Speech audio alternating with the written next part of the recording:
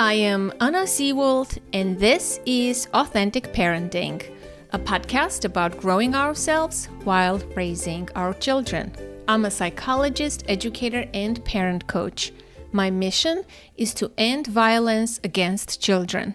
Through my work and this podcast, I help parents break generational cycles of trauma, reconnect with their authentic selves, and raise emotionally healthy children. Together, we've built a global community of conscious parents who want something different for the next generation. Join us as we create a more peaceful, kind, and compassionate world. Today, the loneliness of parenting, why you can't do it alone. Hi, I'm Dr. Debbie Raphael, and I'm the author of a book for parents and their supporters called Carry My Strength, a parent's guide to growing and thriving alongside your child throughout the journey of parenthood. And I am a child and adolescent psychiatrist. I've been in practice for about 20 years, and I've just launched my first son away to college, and I have a high schooler as well. Who do you turn to when things feel heavy? Take a moment and really think about that. Because connection isn't a luxury, it's a lifeline. It's one of the most powerful antidotes we have to stress, burnout, and loneliness. And yet, it's often the very thing that gets pushed to the bottom of our list when life feels overwhelming. Maybe there is someone you've been meaning to reach out to. Maybe there is a friendship that could use a little tending. Or maybe you're realizing just how much you've been carrying on your own. And here is the reality many parents are living in. In August 2024, former U.S. Surgeon General Vivek Murthy released an advisory titled Parents Under Pressure. And the numbers are sobering. Out of 63 million parents in the United States, 41% say that on most days they are so stressed they cannot function. Nearly half, 48%, say their stress feels completely overwhelming. Let that sink in for a moment. A 2025 study published in JAMA Internal Medicine found significant declines in mental health among mothers. In a study of nearly 200,000 female parents, self-reported mental health steadily declined from 2016 to 2023. These declines were seen across all socioeconomic groups, but were specifically pronounced for single mothers, those with lower levels of education, and those with publicly insured children. And when I talk to parents, here is one theme I hear again and again. They feel lonely, isolated, like they are doing this all on their own. In today's episode, I sat down with Dr. Debbie Raphael. Together, we talk about the importance of social connection, friendships, community, and creating your village. Because connection doesn't just happen. We have to be intentional. It's part of our emotional well-being and self-care. So as you listen, I want to leave you with this question. What is one small step you can take today to strengthen an existing connection or create a new one? This is an important conversation. I am so glad you're here. Please enjoy, and thank you for listening. Debbie, welcome to the podcast. Thank you so much. I'm so happy to be here to talk with you. Likewise. I love that you write about growing and thriving as a parent, which is kind of hard to do. You know, when you are a parent, your own thriving, it feels like you're surviving most of the time. You have to be intentional in order to thrive. It's not an impossible thing. So I want to know about your personal experience. Were you always thriving in your parenting? When was the time when you were maybe surviving? And and you made some shifts. And what kinds of shifts have you made in order to thrive? What conditions did you create for yourself? Right, right. Those are very, very good questions. And it's been such a journey, as it is for all parents, in that things change along the way. The only thing that is a constant in parenting is that there will be change, right? Is transition. So becoming a parent is such a transition. And it's so transformative. So, as much preparation as we can do, it really is kind of in theory until it's there. Whether the pregnancy was very planned, very calculated, or whether it took someone by surprise, it is going to be transformative in a way that I think many people, and I didn't expect. And so, when I became a parent, initially I was in my child and adolescent psychiatry fellowship at the same time, which really was such a blessing because I was able to learn kind of all of this academic information directly related to child rearing at the same time as dealing with my own new parenthood. So during my fellowship, I was learning so much information at work that I was able to apply directly at home. And I do think that made everything easier at that time. And it was so valuable. With our first baby, he was what we call colicky, and in a very, very intense way. And that obviously interfered with sleep, which is so crucial for really everything. Like, as a psychiatrist, we always educate our patients and new parents how important sleep is for mood, energy, ability to focus.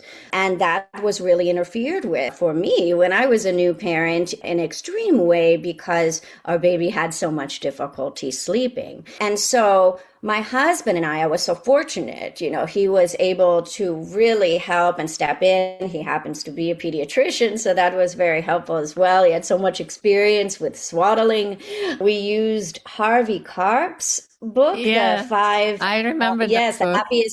the happiest baby on the block, to apply his 5 S's, the shushing and swaddling and all of that. And that was very, very helpful. But what I would say is, at that time, again, I was so lucky to have my husband's support. I was able to talk to my sister, who was a new parent also, but 2 years ahead of me on that journey. So that was very helpful. I had my mom at the time for a little while longer, and she was very, very helpful to talk to about all this and to give me my own support, like to fill my cup.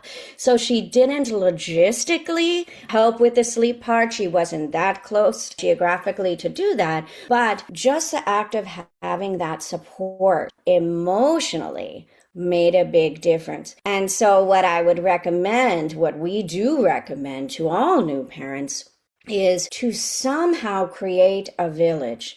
And what that village can be comprised of can really vary from person to person. It could be family members, it could be friends, old and new.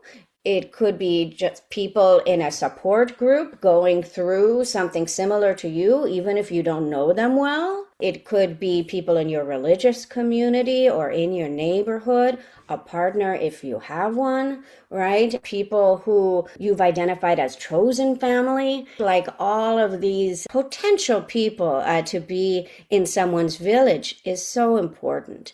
And this has been described by Dr. Maria Music, who is out of Michigan Medicine and the co-director of Zero to Thrive. She calls this the circle of holding, which is such a beautiful term because what it really represents is people who we have a positive representation of for ourselves, who we can kind of call upon even internally for support, but they're in our world. And it's a very, very useful thing because it kind of extends our feeling of support. There is a concept called holding in mind, where like we hold our loved ones in mind. Like we can hold our baby in mind through the day when we're at work. And that's very, very protective for us and for them and for the relationship, just that act of holding in mind. And so the idea of this circle of holding is that we can, and to have other support. So connection and support is really, really paramount. And I've found that throughout. You asked what my personal journey has been like. And so that was kind of the beginning phase with the difficulties with sleep like that, because of the nature of our baby, although it's true with all babies to some degree, But as time went on, every phase of development in the parent and in the child involves some form of transition.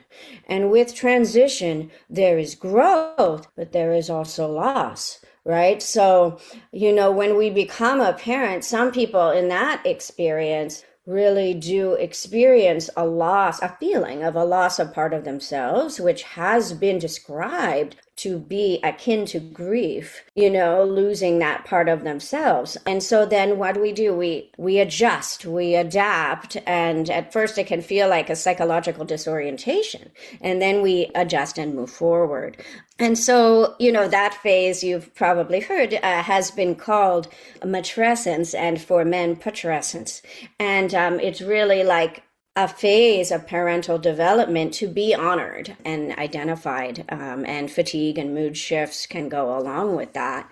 So, and it can continue again throughout the different phases of parenthood. So then I went on, I had all this wonderful learning in my child psychiatry fellowship to use at home, particularly around reflective functioning, which is where we can kind of learn the importance of engaging with our child in a back and forth kind of way, where we can sort of try to interpret what they're experiencing, organize it, and reflect it back to them, which can be so, so valuable. So I learned about that and carried that forward on the journey. And then I moved out into the workforce, finished my fellowship, and then eventually had a second baby. And that was wonderful, but a very different type of baby, slept much better, all of that. And it's a different experience having a second child, because then you have the first also, right? So sometimes, the experience can be like you really have more on your plate, right? So now it's the job and the preschooler and the new baby. So really so many jobs at hand, especially when the baby's temperament is quite different from the first. Every child is like parenting anew, right? So it's kind of like a different role, a different approach, different strategies. And so when I went back to work, maybe a few months after having the second baby, it was overwhelming, particularly because although it was also in community mental health with the county, and I was still in the position that I had assumed before having the second baby, it was a newer clinic, or a different clinic, so new to me, that was closer to home, so convenient. But what we don't remember is that when something is new, that's another transition, right? So it's just so interesting that I assumed everything would be easier because a little bit closer to home, right? But being new, that is a new transition. So it did add to the overwhelm.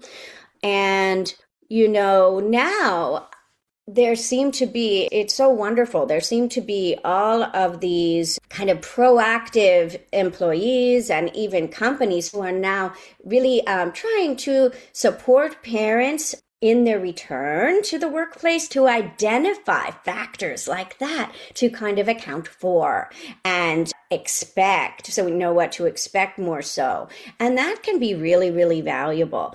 So the idea is these transitions, although they can be very positive in some ways, also require energy, right, in order to make changes. And somehow knowing what to expect can be very helpful even if the situation is going to be the same, but that very sort of empowerment of knowing what to expect and validating, what is going on for people in their experience can be really helpful. So, then I was in that new role and adjusted. And then moving forward, life has its waves, right? It's ups and downs and things happen. I don't really know anyone my age who hasn't had kind of a major life event that, is jarring, takes them by surprise, where they experience loss and grief. So when I was in my 30s, I did lose my mother to an autoimmune condition. And that was a journey in and of itself because she was so ill leading up to it too, and was very involved in her care. So, in that sense of grief and loss that I experienced in the aftermath, it was so interesting to see the parallels to, like we said before, that feeling of loss and helplessness that can occur even along the journey of parenting when we can feel these changes within ourselves. I think often the parenting experience and the caregiving experience in general really is not acknowledged in terms of what it can involve emotionally, to the extent that it needs to be. And more people are addressing this and acknowledging this. Alyssa Strauss wrote this book. She's an expert on the culture of care. And she wrote a book called When You Care that is very, very interesting and brings these issues up, just really focusing on the need for all of us to receive care. Adults too, in addition to giving care. It affects everybody in both ways. And I think parents move through the journey sometimes really not realizing that they need care as well. We go through these things like loss, losing our parents, stresses on the job, all these different transitions in life, and of course in our parenting role and job as well. And we need care and support. That doesn't stop just because somebody becomes a parent, right? If anything, it's needed even more. And so just to emphasize, this importance of the village, the circle of holding along the way, and kind of not to let it go. Because sometimes, we get tied up, and this happened to me, tied up in all of the tasks and busyness of parenting and everything else. And then that's the thing where we can let it go without realizing it, is our connections, our village, and also our self-care. So self-care can be part of this window of care, right? So care from others, but also taking care of ourselves, exercising, again, sleep, nutrition, doing things that we enjoy and actually considering that. We can get joy, of course, from our children, and we know that that is work too, right? So keeping in mind that our ability to have fun, do things we enjoy is really important for us emotionally as well. And so moving forward on the journey, a couple years after my mom passed away, I developed my own autoimmune conditions, which is not surprising, I guess, right, given that family history, and also the overwhelm and the, all of that, the things that we're describing. And so at that time, eventually, after becoming actually very ill, associated with the medications that I was on because I pushed so hard, but eventually I stepped back and I started to take better care of myself. And I started doing, at first yoga and then Pilates. But the point is, I focused more on my well-being. And what I would recommend is that people, and I say this in my book, is that people do this earlier on, to tend to your well-being. It's just so important. And again, we're so focused, understandably, on our kids' well-being and on the jobs that we have to do, multiple, And sometimes we don't remember how important it is to tend to our own well being, not just so that we can take better care of our kids, but that is also, of course, very important, but also because we matter. We're people as well. So the parents are people, the kids are people, and then the interplay between them is so important. So those are kind of the three areas that I focus on in my book so that everyone can move forward in the best possible way, and we can get to these positive experiences in the family of joy and wellness and health that all of us want. Yeah, yeah. I mean, you said so many things. I feel like oftentimes, people, when you are a parent, you're busy, you don't have time. And the first thing to go is your well-being, is your friendships, is the social connections, unfortunately, which is, it's so important. It's life-giving, it's nourishing. It's important to recognize that. And above all, I think the connections and the friendships and the support, it can be one person. I feel like when we say find your village, it could be so overwhelming because it implies a lot of people, but a village can be consists of one person. I like the expression circle, holding circle, whether that circle consists of one person, two people, or five. I think it is so vital for new parents and any parents to have that support, to have someone to talk to share experiences. And I want to mention that, we have a support group, the Authentic Parenting Support Group. Since March 2020, when the pandemic hit, I'm a person too. I was experiencing all the pandemic challenges myself. But since I have this community, I decided to do a free support call March 2020. So to this day, we still have the support group going, not as regularly as before. Before it was once a week. But yesterday we had our support call, and it's always the same people. We have like the core group of people. We have developed relationships with one another. We come, we support. And what I took, every time I'm like so amazed, we talk about different things, right? Obviously, we discuss issues, challenges, but the main thing is always we laugh at the end. We're like, that's it. We didn't solve any problems, but there was no judgment and a whole lot of compassion, folks. We always, kind of joke about that, but it's so true. Just to feel when you share your experiences, when someone says, I feel like I failed my kids, and I say, I feel the same way. And the other person says, oh my gosh, guys, you too. I feel like I'm failing every day.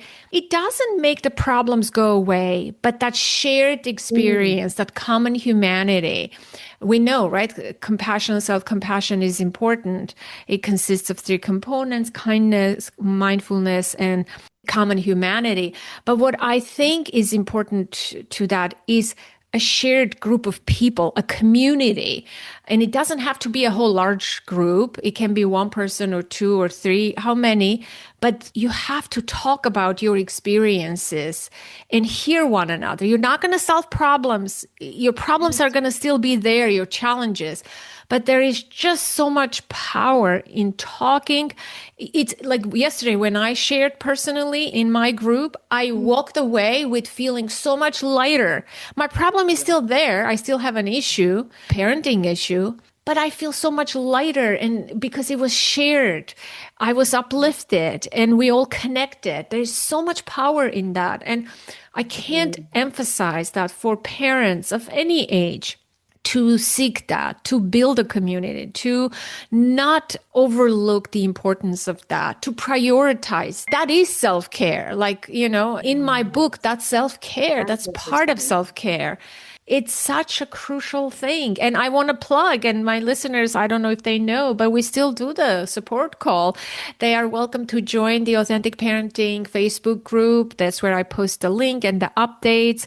I don't charge for this. It's free. Yes, I do it out of the goodness of my heart. People always ask me, like, is there like upsell? No, there's nothing. I just hold space for people to come, and we support one another, and we hear, we laugh, we cry. And we always joke that this is, yesterday someone said something clever. She said, Oh my gosh, this parenting gig, I feel like every time I conquer a new phase, a new challenge, I feel a lot Mhm. stronger.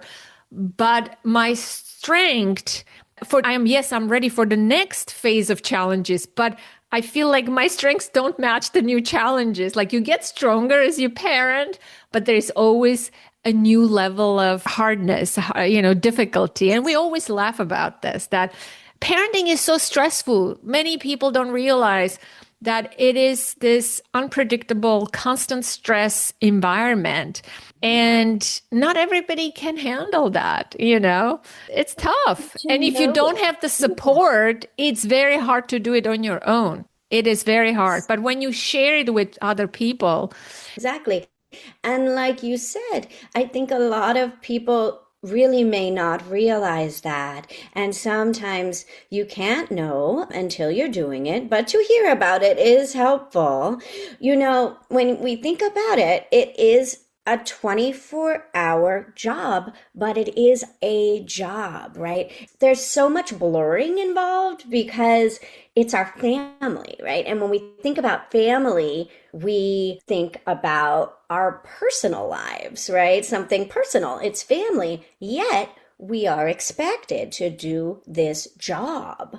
And so there's this overlap between our personhood and the job of being a parent that really can feel blurred. And so sometimes if we can step back and just remember this is like a job. It is a job. It can be helpful because then we can try to create a boundary between our own emotions as a person and the job that we know we need to do in the moment, right? And so that can be empowering in terms of like emotion regulation, which is actually so critical in terms of how we do the job. And so it can serve everyone really well. But we do know that if we have a job, there is a requirement to have breaks, right? And so that also should apply for the parenting job. parental well-being is such Yeah. an important factor in parenting. It's the biggest predictor of children's well-being and happiness.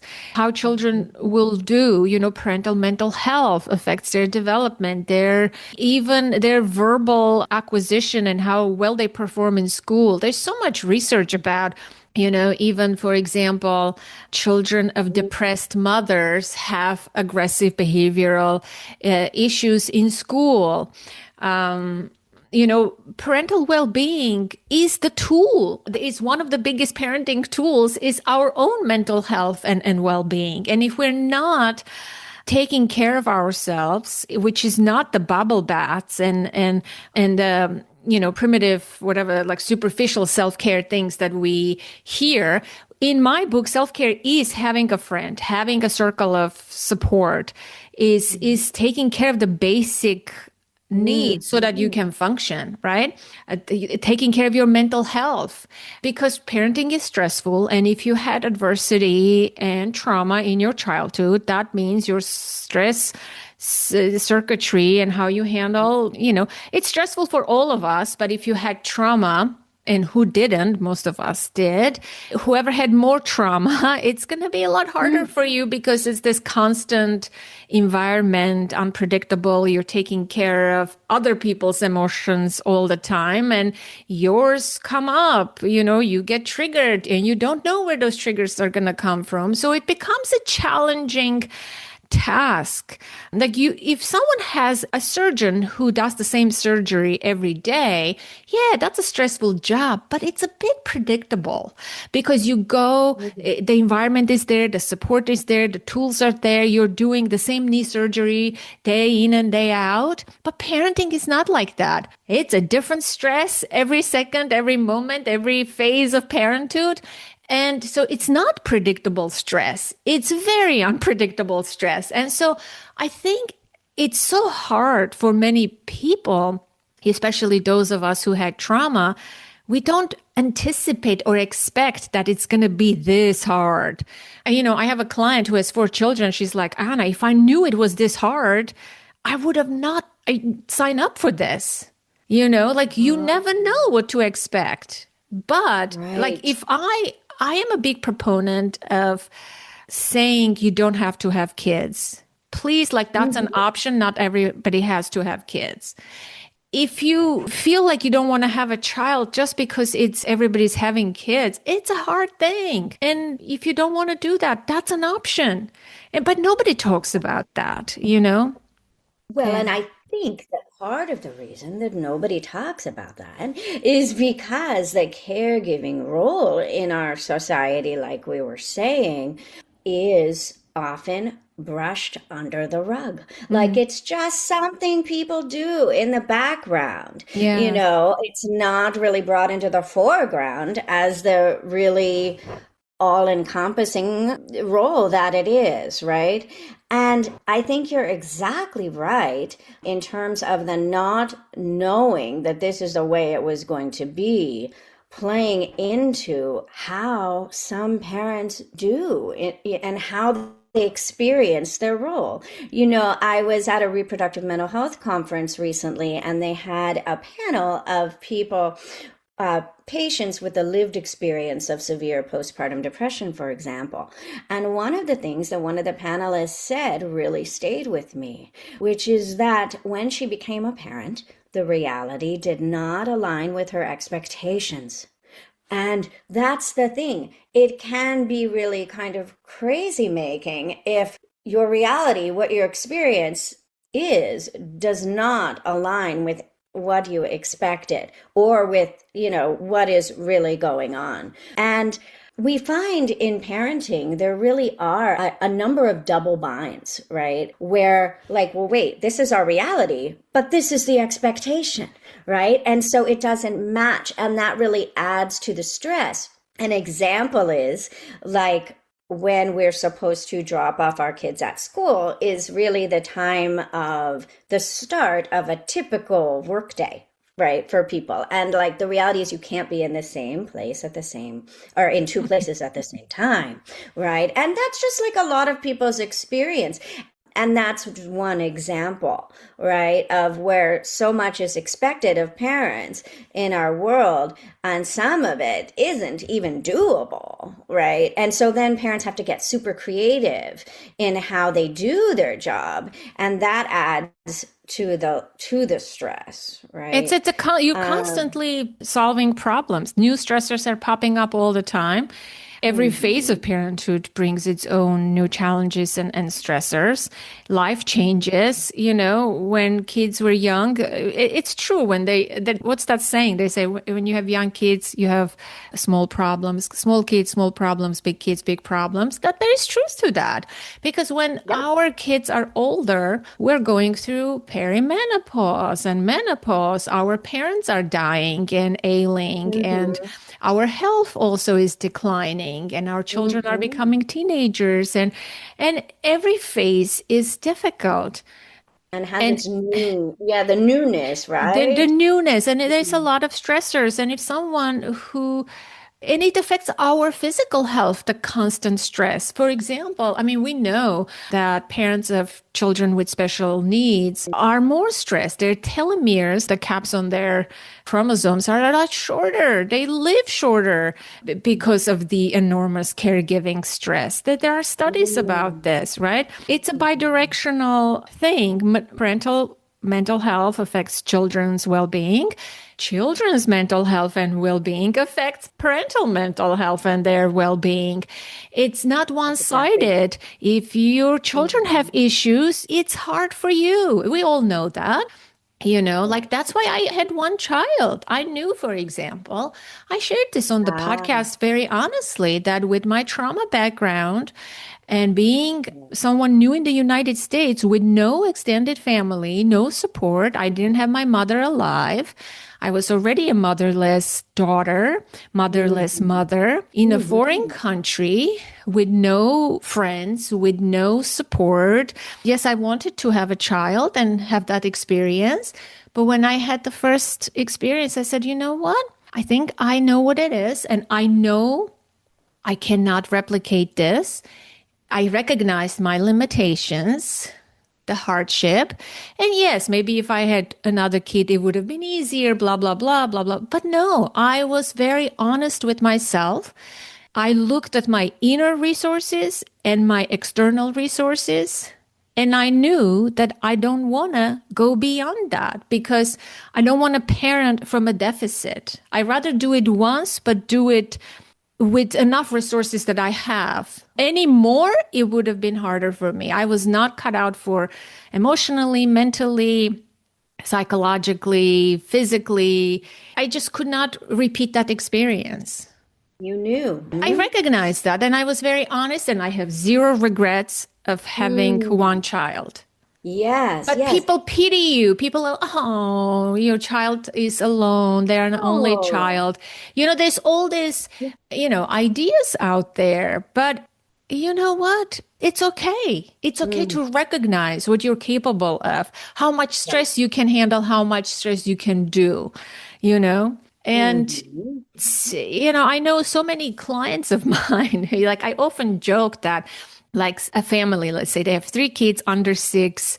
Obviously, it's chaotic and very stressful, right? If you have 3 kids and 2 people working and they're like, okay, let's renovate the kitchen. Like that's the last thing you want to do. But people are sort of addicted to stress and chaos. Right. They create some of it for themselves as well, and it just amazes me sometimes, It's like, it's a stressful job. And if you have trauma in your background, it's going to be a lot harder. Let's consider this. Yeah, that early adversity, right, can really increase our stress response. And, and that means sometimes we might go straight into a reflex, like a reflexive response, rather than being able to step back and have the kind of response that we want in a given situation where we have to use, our prefrontal cortex and our executive functioning. That requires a pause sometimes. But if we have an elevated stress response from having early adversity, which a lot of people have had, it makes that even more challenging, right? And so with all of the stressors of parenting, which we know about, parents sometimes are they have kind of a setup for difficulties with emotion regulation with their children. And so, yeah. And this is why having support is crucial because, yes, you can be trauma informed. You can read a book. You can listen to a podcast. You can do therapy. All of those things maybe are good. But what's the biggest, most important factor is having people, connections, is having friends, is having a tiny circle of people who can love you, hear you, validate you, support you, who you can rely on. You can call and just talk about your day, your experiences, your parenting, how hard it is. That's the biggest buffer. Exactly. And if we have that security in our world, and then we develop that feeling of security and connection, like you said, there's this interplay with our children, and that really is exactly what we want for them, right? Is that sense of security and connection. And in fact, in the last few years, something has been identified by Robert Siege and his group out of Massachusetts called the positive childhood experiences. Mm-hmm. And these sound so sort of like obvious or broad, but they are so important and they provide the buffer that you're talking about to adverse experiences that may happen, right? Which can happen along the way for anybody. But that buffer is so important. And it includes having a feeling of safety and security in the home. That's a positive childhood experience, right? Is being able to feel that way in the home. Also, having a couple of adults outside of the home that the child can feel connected to is also a protective factor. And among them is also having some kind of like ritual to call upon, like whether it's in the community or at home, kind of that ritualistic or community cultural kind of connection as well. So we notice really all of these are about connection. Another is as feeling a sense of belonging, like for high schoolers in school, also about connection. So we really understand that in kids, this is so protective and important. And then for parents, it is as well. And the more connected and secure a parent can feel, the more they're able to provide this feeling of safety and security in the home for the child because their cup will be more full, right? Yeah. It's hard to operate when you're feeling only depleted and Yeah. overwhelmed. Yeah. Yeah. I agree. The importance of having a village or that Mhm. circle is crucial. But in today's world, people are sort of hyper connected through technology, Right, right, right. Mm-hmm. distracted, and you know, there it obviously this technology, it makes you feel connected, but you're not. You spend so much time, raises your anxiety, your depression, makes you more depleted, and the comparison, it can have a negative impact on our well-being. I know from, you know, my own personal experience. You know, I got rid of my Instagram. It's been more than 3 years. And I know my Mm. well being increased because of that. I do have a robust social life and all of that. I preach, but I also practice. And as a new mom, my listeners know, you know, how I started my business is I created the mommy group in my neighborhood because I was so lonely and isolated. I didn't wait for anyone to come and connect with me. I created it myself because I was so Did desperate. it. And I think many of Mm-hmm. us are waiting for someone or some place to exist, but oftentimes it's you have to create that space that you crave. You can approach another mom in your neighborhood and say, hey, you know, let's walk together with our kids. You know, you can find some connection and start small. I think a lot of people are intimidated. Making friendships in adulthood is hard. But when Mm. you have a cute baby, it's so easy. People talk to you. Even, you know, I developed friendships with the old people in my communities wherever I lived because I didn't have a mother and I didn't have grandparents or elderly. I knew how Mhm. valuable it was for my daughter to see elderly and have a relationship. And for me, it was valuable to feel that love and care that comes from an older person, their wisdom and the way you are with them. It doesn't have to be a peer. It could be an elder. It could be another woman whose kids are grown and they're out of the house and that person has a dog. You can converse. I think what I want to Yes. say to people is it's not as hard as you think. Making connections, it takes a little bit of time to make it into a friendship, but you have to commit to it because this is good for your well-being. It's important To know that it's important, to right? know that Because it's important. uh, Yes. yes, I think maybe, some people don't appreciate because parents do tend to sometimes minimize their own needs, right? And Yes. so that is one of the things that they can just let go and not tend to. But if they realize, wait a minute, this is important for my whole family system, for Yeah. me and my child, then maybe they can prioritize it almost like a prescription, For right? For sure. it, Yeah. even if it's to a small degree, like you say, Yes, it's even still if it's very 10 helpful. minutes in a day, you can chat with them. Even if it's, you know, even I know it's hard for people to come out of their bubble and go and approach or create a circle or start online, right? Let's talk about like real steps people can take to build their village, right? Mm. What would you suggest? Let's come up with some practical ideas. I Mm. know a lot of people in my authentic parenting community, they feel lonely, Yeah. you know, especially if you live in suburban areas or even urban Mhm. areas. It could be hard. Neighbors don't know one another. Let's face it, American life is very stressful and people are busy. So it has to be very intentional. And oftentimes, like what I suggest is you can start even from an online group. Every Mhm. town has its own Facebook group. You can just put a note out there and say, hey, moms of toddlers, let's get together Wednesday at Starbucks or whatever, or let's go for a walk at this park with strollers. Be the initiator, start something like that. And it can be Something from an small. online community, you know? I think that's great. I think it's perfect.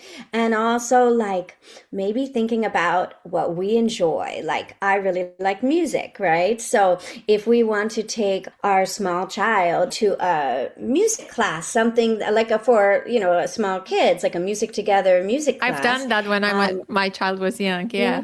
It was fun. and then, yeah, it's fun. So then we're engaging with our child, and that's very nice from a relational health point of view. And it puts us in a position to meet maybe like-minded parents who also have like similar interest, So then we could start to just talk to them a little bit because they're there too. They're doing the same thing, right? Yeah. And maybe they want connection also. They So do. something They like, do. They for sure do. right? I think everybody needs it. Nobody takes the first step. I feel like it's a lot harder for many people, but the moment you take that first step, it's so easy. It becomes easier. I think Exactly. that's the hard part.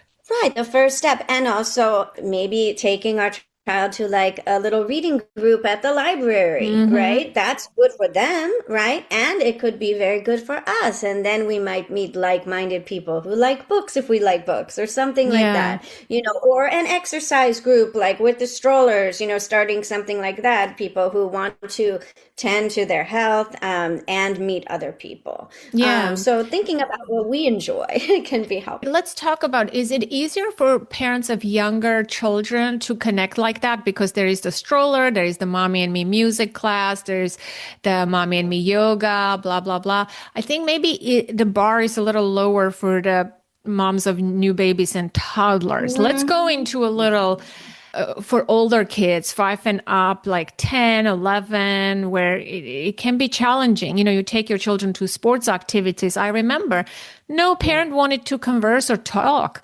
I at those didn't. places. I'm a very Yeah. chatty person. I talk, I start a small talk. Not everybody is like that. But Right. I remember not everybody was open to making friends at the sporting places when I was taking my daughter. So that's a challenge, right? Yeah. As kids get older, I think it becomes a little more challenging. You have, yes, a little bit more time, but it's harder to find those connections. For some reason, that's my observation.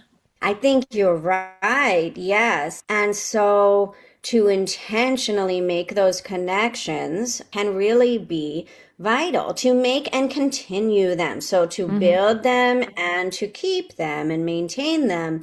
And, it can be done. Children are so scheduled nowadays, oftentimes. And so if we can take that opportunity to meet other parents, share the experience of whatever our child is doing, that can be the bridge, and to ask advice, right? So other parents are great sources of wisdom for what's going on in our own families, how we're navigating the parenting job. And so, to be able to ask for advice, ask a question to a parent at one of these events. My younger son does fencing. And I met a very, very nice friend who now we're very good friends at the fencing studio. And we actually were talking about how I liked her purse. And that's how it started. I know. But then we just start talking about everything else, some of which has to do with the kids. And, oh, but what about this studio? What did you think about this? What was your experience with this? And that's all very helpful in our doing the job as parents from a logistical point of view, but also we're sharing the load that way, right? Like we talk about the mental load. I talk about the comprehensive load where it's like mental, emotional, cognitive, financial, physical, all of this load. But if we can share it by talking about it and then having all of it validated by the person we're talking with, then we know that this is our reality and we don't question it as much, which is very helpful too. So making these connections just makes the experience of the load that we bear more bearable, I right? agree. That's what I was Yeah. saying earlier. Earlier yesterday, I was talking to three people and I shared that I feel like a failure. And she said, "Oh my gosh, me too every day." And the other person said, "Yes, me too." So we shared, talked. And I came home, I was like, wow, I felt so like energized and lighter. Yes, my issue is still there. I still feel like a failure, but not as much because other people shared it with me and we talked about it. I think it's Exactly. so much valuable to get that feeling, that shared experience feeling in person, rather than thinking that, oh, so many parents are going through this. I'm not the only one. That for me doesn't cut it alone. You need that other layer of common humanity, that shared space and Yes. experience, that flesh and blood person who can say, yes, me too. Oh my gosh, I hate my kids sometimes. Today, one of my friends said, oh my gosh, I am so done with parenting. And we laughed. Everybody shared something. I was walking with two of my friends. It's great. No one hates their kids. Yes, kids can be annoying. We all shared something of similar nature. We laughed and we just went on with our I walk. We love admired the nature, but it's great to have that. You don't have to go to therapy for that. Imagine if we didn't have that experience. You come home and your problem becomes bigger when you're alone with it because you're constantly thinking mm, about it and thinking about it, and there is no solution. Sometimes problems don't have solutions. Sometimes there are situations, right? Especially parenting. Not everything has a solution. Sometimes it's just the situation. Your kid is doing this because of this, or your child has anxiety or this. That's not a problem that you can solve right away. You have to live with that for a long time. And having people who can share and validate, it's just mm. so valuable that you don't have Well, to be alone with it. That's the main thing. exactly. And the thing is it really is part of our job to be that and do that for our kids, right? Mm-hmm. It's like the most important thing is for them to be able to come to us and tell us what's going on, even if it's something really uncomfortable, or even say mean things to us to let Mm-hmm. their feelings out in some ways. And it's really our job to hear them, reflect back their experience to them and validate them so that then they can continue to feel trust themselves and feel comfortable in their sense of self and trust their feelings, which is very important. It's our job to do that for them. So wonderful, they have that. We do that, and we are people who also need that. And so what you're saying is so important, because the thing is, there are roles in the family, right? They're the child, we're the parent. These are the roles that we really do have to remind ourselves of. So it is not their job to validate us, right? And we do need to remember that. However, we have those needs as well. And so to have this circle of support, or a little bit of support on the outside, it's necessary. It's very important for us to be able to feel validated as well. I'm so glad you're So, bringing this up. Yes, oftentimes I think this is why. Like, let's say your teenager is rude to you, calling you a name, back talking, whatever they do, right? Kids. And as a parent, you feel awful. Sometimes you can feel offended, right? Yes, you can validate your child and do the emotional labor and all of that. But now you're alone and you feel mm, offended. And here's the thing. If you don't have an external support or a friend who can validate your experience, oftentimes that parent goes to the child and demands validation, demands respect. Like you sort of resolve that issue with your kid inadvertently right. because you have the need.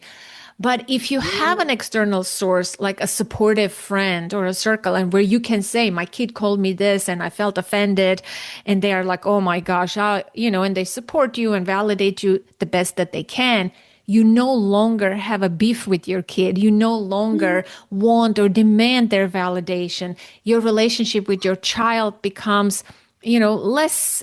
Acrimonious or less. Yes, exactly. Mhm. It's so crucial for that reason alone, because oftentimes I hear parents tell me, well, my child spoke to me this way, and I said, you cannot talk to me that way, that I was offended. And that's like, and if you're lonely with that, that's so painful. You It need friends. We need friends. We can't do this alone.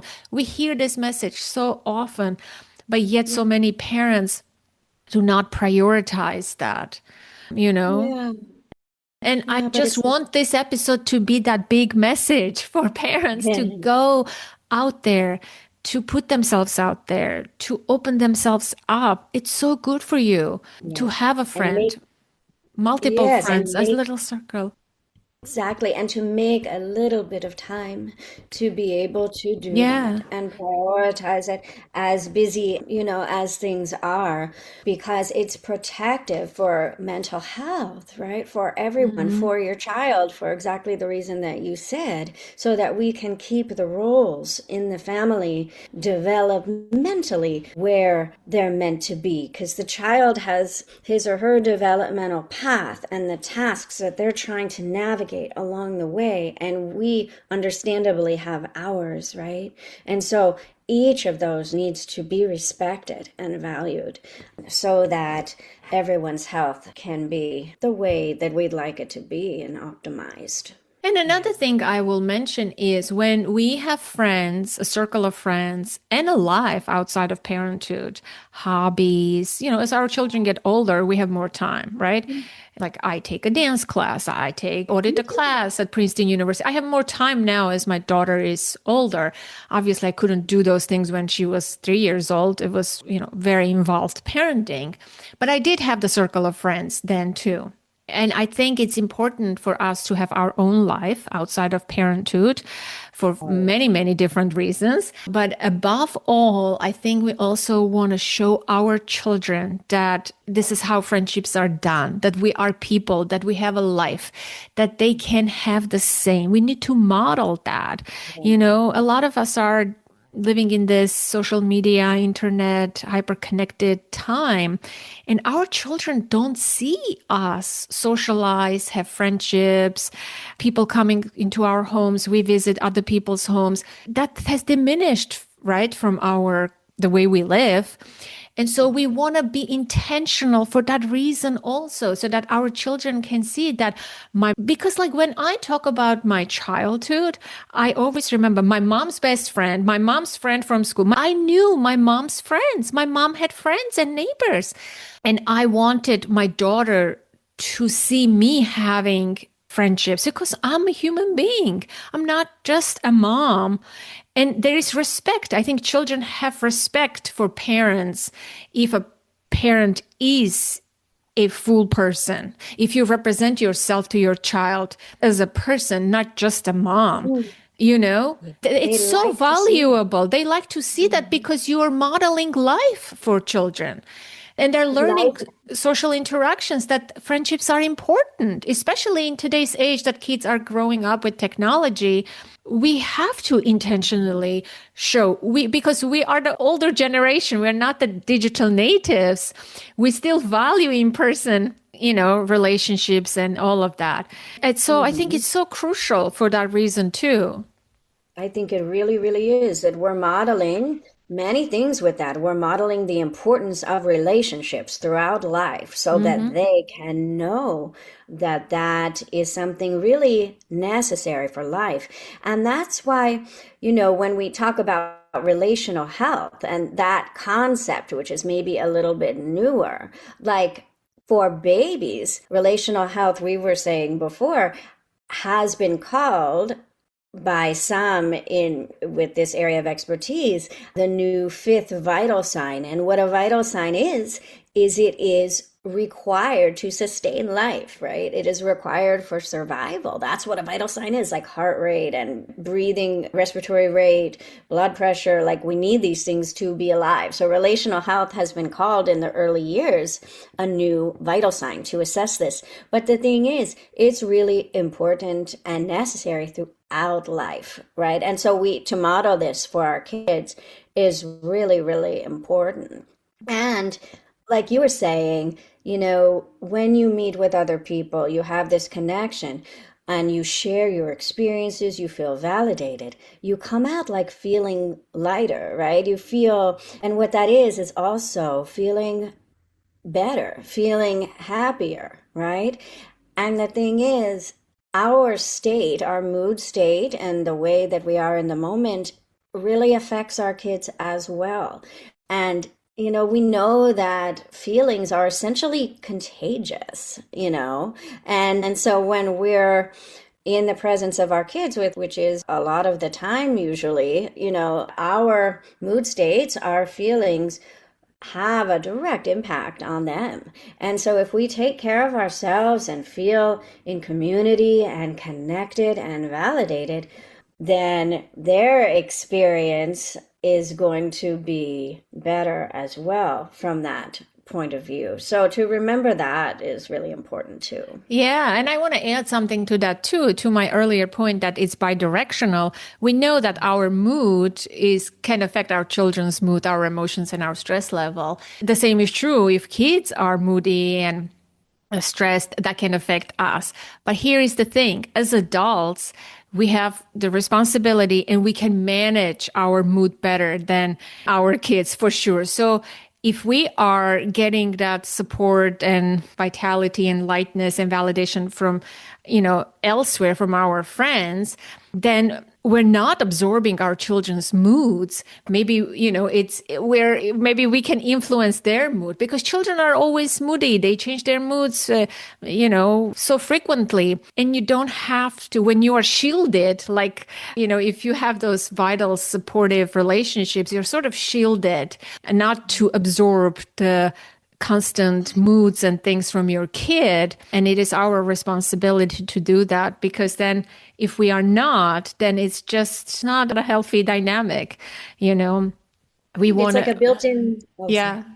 No, we can be the adult and take care of our own well-being instead of trying to control our children's moods, which is a lot harder task.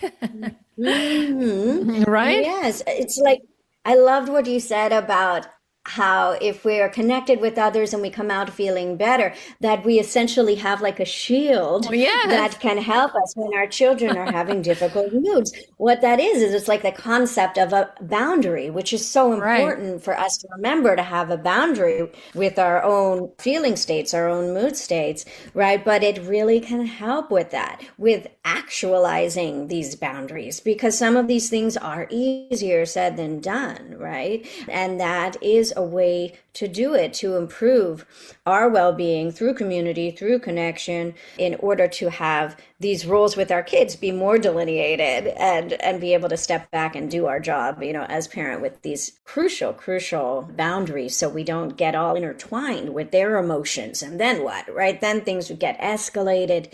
That's not the goal. To get escalated. The goal is to identify what's going on with them when our kids are having a mood and try to step back, organize it, and reflect what might be going on back to them so they can better understand it and help them connect the dots. Then that's in everyone's interest in the family. Yes, well said. Is there anything else that you want to bring into this conversation that we didn't touch upon? I feel satisfied with the direction that this conversation went to. How about yourself? Me too. Yes, I do as well. Just the importance of connection, having the idea of a village in somebody's life as they go through the journey of parenthood is so valuable, so important to remind ourselves of along the way. And yeah, I think this conversation was very, very valuable, and even has to do with in a way, like the title of my book, Carry My Strength, right? The idea of the title of my book, Carry My Strength, has to do with having people in your community as you go through the journey of parenthood.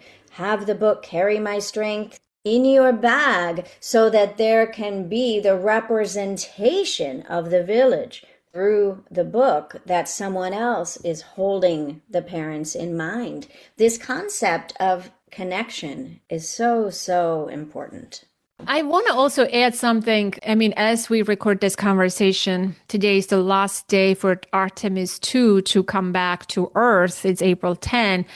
And, I've been watching the lunar flyby and I was so invested in this mission. I'm watching live broadcasts and I'm taking away lessons. And one of the biggest one is the power of teamwork, the power of so many people are involved in this mission, in this project, in order for it to work, to be successful. And I draw a comparison a parallel to parenting. We often hear, you can't do this alone, it takes a village. And oftentimes we just hear those words, they slide off, we don't take them. We don't let those words sink in. But it truly is, if we want to accomplish anything valuable, we cannot do it alone. We need people. We need to rely on others so that we can rise together and do big things. And parenting is an important job. We do need people. We need our crew and our support system, and it's not given. It doesn't come with the baby. When we bring the baby from the hospital, yes, it is another task to add to our priority list, but I think it's an important one. Whatever stage of parenthood you are, you need friends, you need your village, whether that's one person, two or three. It's so crucial. I cannot emphasize that enough. That's a lifeline. It really, really is a lifeline for relational health. It is vital. So this connection is a lifeline.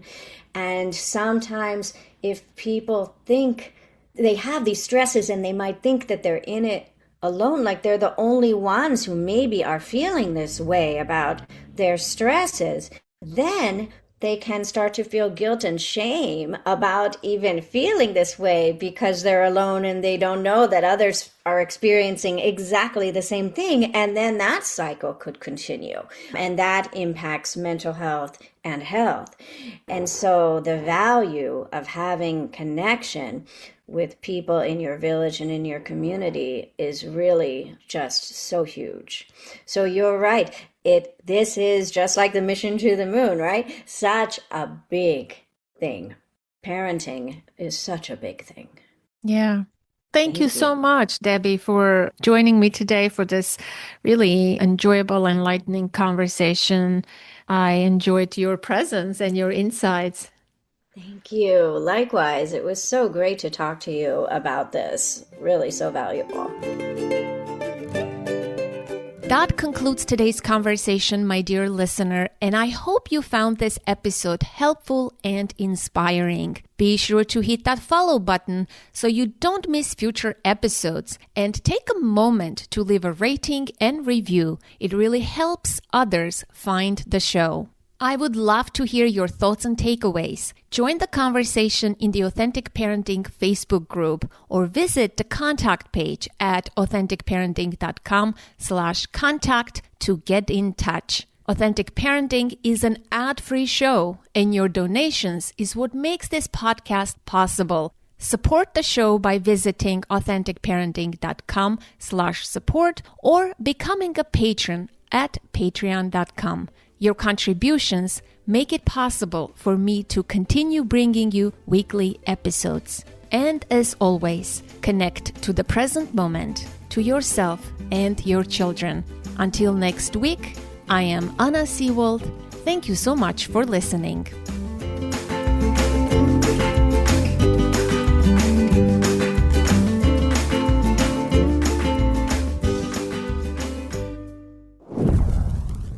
This episode was edited and produced by Aminur. If you need expert support to bring your dream podcast to life, from editing to full production, Aminur can help make it happen. You'll find his link in the show notes.